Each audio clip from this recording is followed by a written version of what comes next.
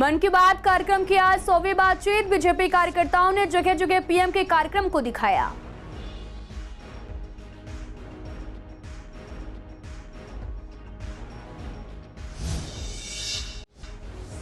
सरकारी और नगर निगम स्कूलों में हुई मेगा पीटीएम। बच्चों और अभिभावकों से जानी गई उनकी समस्याएं।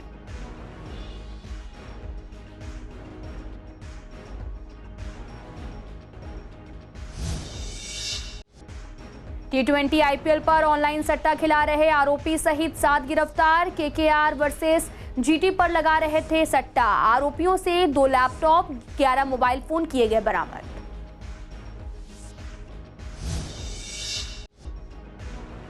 ऑनलाइन ठगी मामले का खुलासा। ठगी के लिए बनाई गई वेबसाइट। प्रमाणित साबित करने के लिए ग्राहकों को भेजते थे पैन कार्ड की कॉपी। ठगे गए रुपए लेने के लिए बिहार के लोगों से खुलवाते थे बैंक अकाउंट। सीमापुरी थाना पुलिस ने खोली चौकी की पाठशाला। स्लम एरिया के करीब 300 से ज्यादा बच्चे कर रहे पढ़ाई। छोटे बच्चों को किताबें, स्कूल बैग भी कराए जाते हैं उपलब्ध।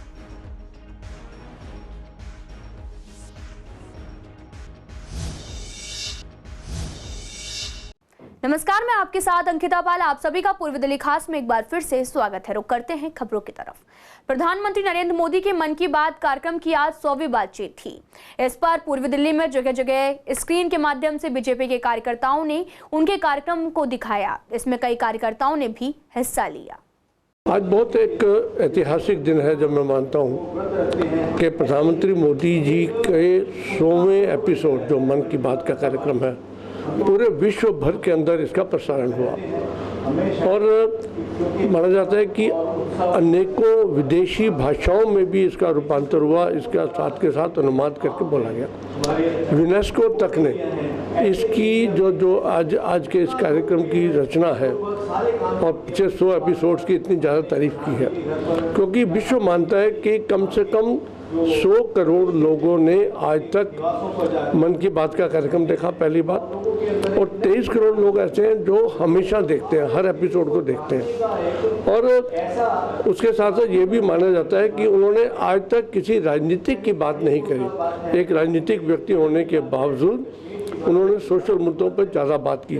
आज भी उन्होंने पिछले कुछ एपिसोड्स के आगे बढ़ाने की बात करी, आत्मनिर्भर भारत की बात की, उन्होंने ऐसी हमारी सेनाओं की बात की, टूरिज्म की बात की।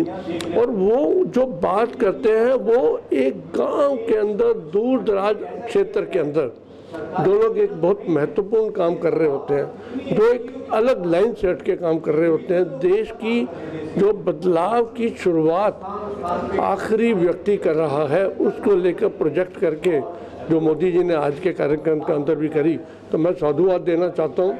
दिल्ली के सभी सरकारी और नगर निगम स्कूलों में आज मेगा पीटीएम का आयोजन किया गया, जिसमें सभी क्लासेस के बच्चे और उनके पेरेंट्स से मिलकर उनकी समस्याओं के बारे में जानकारी ली गई। ये जानने की कोशिश की गई कि बच्चों या फिर अभिभावकों को बच्चों की पढ़ाई और स्कूल से संबंधित किसी तरह की दिक्कत या फिर परेशानी तो नहीं हो रही।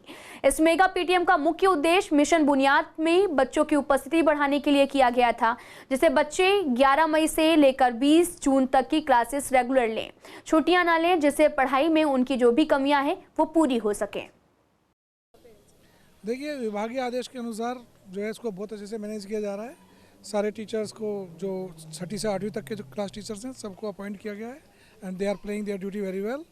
जो प्रशासनिक काम है उसके लिए भी हमारे जो प्रिंसिपल साहब हैं उन्होंने पूरा मैनेज किया हुआ है। पेरेंट्स आ रहे हैं, उनकी एंट्री हो रही है, उनको चाय वगैरह ऑफर की जा रही है और उनको अटेंड किया जा रहा है। सभी लोग खड़े हैं। देखिए, मेगा पीटीएम हो या दूसरी पीटीएम हो, पीटीएम का तो उद्देश्य यही है कि बच्चे के डेवलपमेंट के लिए बात हो। बस अब इस बार ये सेशन के स्टार्ट में इसलिए रखी गई है ताकि बच्चों का जो बुनियाद का भी काम होना है, जो वीकर स्टूडेंट्स हैं उनके लिए, तो उसके हिसाब से प्लानिंग सेट हो जाएगी। भाई आपके बच्चे में ये कमी है, ये नहीं है, तो वो अभी से जो तैयार हो जाएगा, पेरेंट्स को बता दिया जाएगा, उनका सपोर्ट मांगेंगे हम लोग, वो भी अपनी बताएंगे बातें। हाँ, अब ऐसा है कि पेरेंट्स का रिस्पांस जो तो ठीक ही है, जैसे ही भीड़ दिखाई दे रही है, काफ़ी लोग आ रहे हैं। और इसका जो उद्देश्य ये है कि इस बार भी ये जो मिशन बुनियाद है उसको भी शुरू ही रखेंगे।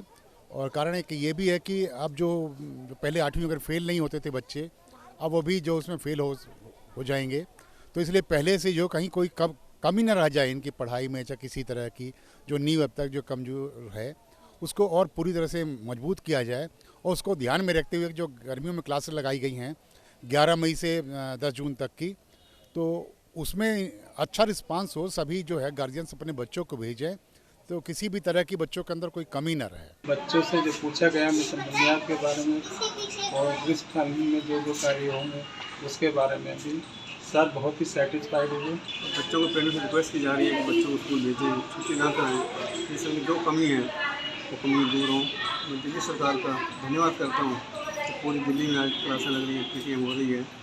शारदा डिस्ट्रिक्ट के स्पेशल स्टाफ थाना पुलिस ने आईपीएल क्रिकेट मैच पर ऑनलाइन सट्टा खिला रहे आरोपी सहित 7 लोगों को गिरफ्तार किया है।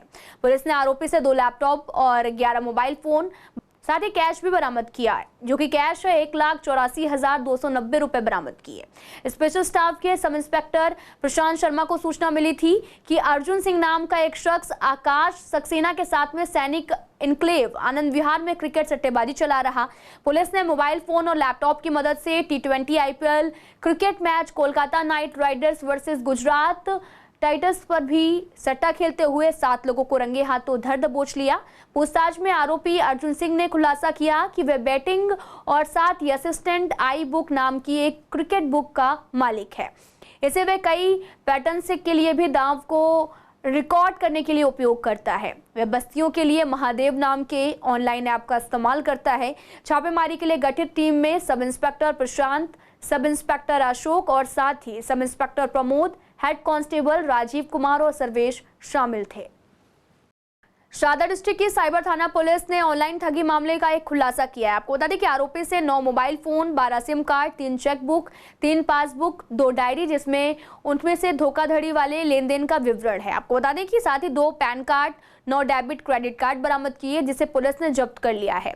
आरोपी ने पूछताछ में खुलासा किया कि CCLX उन बैंक खातों से पैसा निकालता था जो ठगे गए पैसे लेने के लिए खोले जाते थे। धोखेबाजों ने 15% हिस्सा X को दे दिया था और साथ ही आरोपी संजीव खाता खुलवाने के लिए बिहार के युवक युवतियों को बुलाता था और ठगी के लिए हिसाब उपलब्ध कराता था। इसके लिए उन्हें 10% मिलता था। CCLY और आरोपी रोहित राज यहां पर अपना खाता खुलवाने और ग्रुप में शामिल होकर लोगों से ठगी करने आए थे।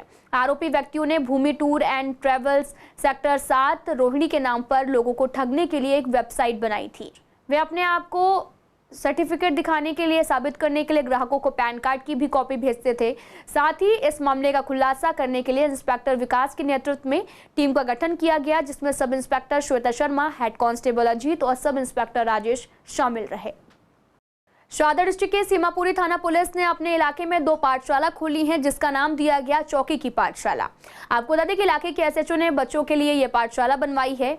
ऐसे में हमारे संवाददाता ने बातचीत की SHO से और SHO विनय यादव ने बताया कि उन्होंने देखा कि जो स्लम एरिया के बच्चे हैं वे सड़कों पर पढ़ाई करते हैं। इसे ध्यान में रखते हुए उन्होंने पहले जगह को चिन्हित किया, उसके बाद में इलाके में चौकी की पाठशाला बनवाई। जिले के DCP ने बताया कि जो पढ़ाई नहीं कर सके या फिर किसी कारणवश जिन्हें पढ़ाई छोड़नी पड़ी, उनके लिए ये पाठशाला बनवाई गई है। उन्होंने बताया कि 300 से भी ज्यादा बच्चे इस पाठशाला में पढ़ाई कर रहे। ये पाठशाला 12 बजे से शुरू होती है और छोटे बच्चों को किताबों, स्कूली बैग और ज़रूरी सामान भी उपलब्ध कराया जाता है। हम जो स्कूल ड्रॉप आउट्स हैं और जो लोग मतलब एजुकेशन से बाहर निकल रहे हैं, इनके लिए इनिशिएटिव लिया जाए, तो we open these 3 places, E block, F block and old Seemapuri area, and वहाँ पे around more than 300 students have enrolled after their school. मतलब 12 बजे के बाद वो they start their classes till 5 in the evening। यहाँ पर कुछ रैग पिकर्स के बच्चे थे जो स्कूल नहीं जाते थे, जो रेगुलर स्कूल नहीं जा पाते हैं, जिनके बहुत छोटे घर हैं या गलियाँ बहुत छोटी हैं, जिनमें वो ठीक से सनलाइट तक भी नहीं आती है। तो उनके लिए एक फैसिलिटी देने के लिए हमने, हमारा एक पुलिस बूथ था F ब्लॉक में नई सीमापुरी के अंदर, उसको हमने कोशिश किया 2-3 महीने में, सोचा कि हम ऐसा कुछ करें। बूथ था पुलिस का बूथ, उसको हमने पब्लिक से ही कहा कि अब आप ही बताओ इसका क्या नाम रखें, हम पब्लिक के लिए करना चाहते हैं। इसमें हमारे पास 120 बच्चे आते हैं, जिसका हमने लास्ट ईयर 50 बच्चों का स्कूल में एडमिशन कराया था और अभी हम 120 बच्चे का एडमिशन कराने जा रहे हैं। हमारा डोर टू डोर सर्वे चल रहा है। जो बच्चे स्कूल नहीं जाते हैं उनका एडमिशन कराना है। भजनपुरा में एक निजी स्कूल में छठी कक्षा की 11वीं की छात्रा से यौन शोषण का मामला सामने आया। स्कूल का लैब असिस्टेंट पिछले 6 महीने से छात्रा को परेशान कर रहा था। पुलिस ने पोस्को एक्ट और छेड़छाड़ की धारा में केस दर्ज कर आरोपी को गिरफ्तार कर लिया है। लोनी गाजियाबाद के रहने वाले 37 साल के इस आरोपी का नाम राजीव है और आपको बता दें कि पीड़ित बच्ची परिवार के साथ में भजनपुरा इलाके में रहती है। यमुना विहार इलाके में एक निजी स्कूल में पढ़ती है। पीड़ित छात्रा की मां ने बताया कि उनकी बेटी कई दिनों से परेशान थी। स्कूल जाते ही फोन आ जाता था कि आपकी बेटी की तबीयत खराब है और एक दिन सख्ती से पूछने पर बच्ची ने बताया कि लैब असिस्टेंट छेड़छाड़ करता है। उन्होंने प्रिंसिपल से शिकायत की कि कोई भी कार्रवाई नहीं और बच्चे के साथ में आरोपी की हरकतें जारी रही। आपको बता दें कि शुक्रवार को परिजनों ने भजनपुरा थाने में शिकायत दर्ज करवाई, जिसके बाद पुलिस ने उसे गिरफ्तार कर लिया। रेलवे स्टेशन से घर लौटते समय लाखों रुपए से भरा बैग ऑटो में ही भूल गए एक शख्स को ऑटो वाले ने खुद आकर उनका बैग लौटा दिया है। आपको बता दें कि बैग में 2,85,000 रुपए कैश और अन्य सामान भी था। डीसीपी ने ईमानदारी की मिसाल बने इस ऑटो वाले को सम्मानित किया। ऑटो ड्राइवर भगवान महतो मंडावली के रहने वाले हैं। साथ ही डीसीपी रोहित मीणा ने बताया कि 9 अप्रैल को गीता कॉलोनी निवासी कैश और कुछ मूल्यवान चीजों से भरा बैग नई दिल्ली रेलवे स्टेशन से अपने घर लौटते समय ऑटो में ही भूल गया था। उन्होंने इलाके के सीनियर सिटीजन सूरज प्रकाश वैद्य और जोगिंदर सिंह को अपनी आपबीती बताई थी। उन्होंने तुरंत पीसीआर कॉल की। तीनों एएसआई राजेंद्र सिंह के साथ में ऑटो वाले को ढूंढ रहे थे। मंडावली निवासी ऑटो ड्राइवर भगवान महतो खुद ही पीड़ित के घर बैग लेकर पहुंच गया था, तो वहीं पीड़ित ने कैश और सामान सुरक्षित मिल गया है।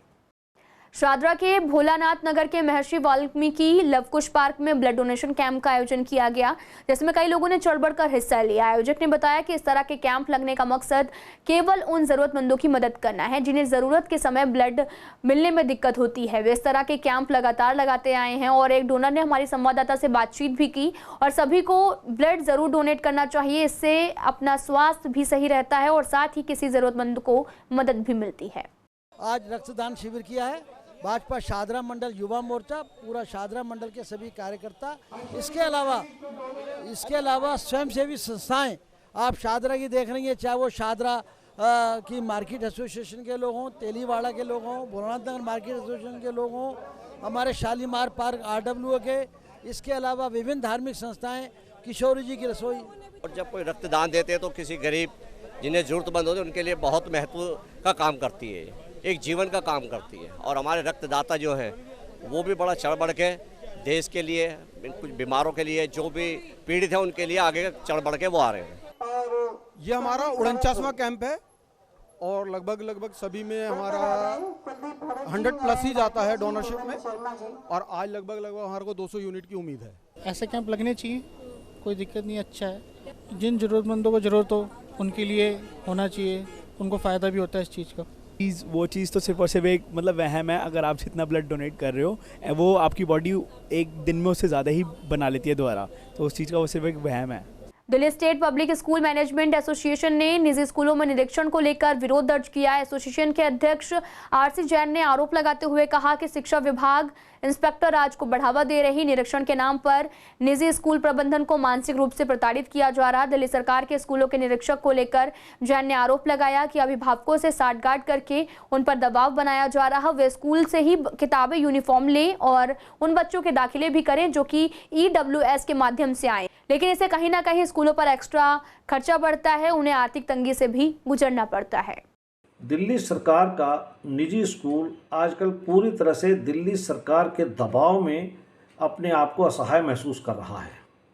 जहां एक और दिल्ली सरकार का ये दबाव होता है कि जितने भी बच्चे उन्होंने EWS के भेजे हैं, चाहे वो 25% से ज़्यादा हैं, उन सबको दिल्ली सरकार के अधिकारी, दिल्ली सरकार के नॉमिनी दबाव बनाते हैं कि उन सभी बच्चों का दाखिला लीजिए। और ख़ास तौर से अब जो पिछले दिनों एक आदेश आया है कि जितने भी EWS के बच्चे आपके स्कूलों में पढ़ते हैं उन सबको ओरिएंटेशन के नाम पे इकट्ठा करके और ये बताना कि आपका ये अधिकार है, ये आपको मिलना चाहिए, जिसके लिए हमने पिछले दिनों विरोध भी किया था। और अब हमारा मानना ये है कि अगर छोटे छोटे स्कूल हैं जिनमें DG के बच्चे नहीं हैं या CWS के बच्चे नहीं हैं या वो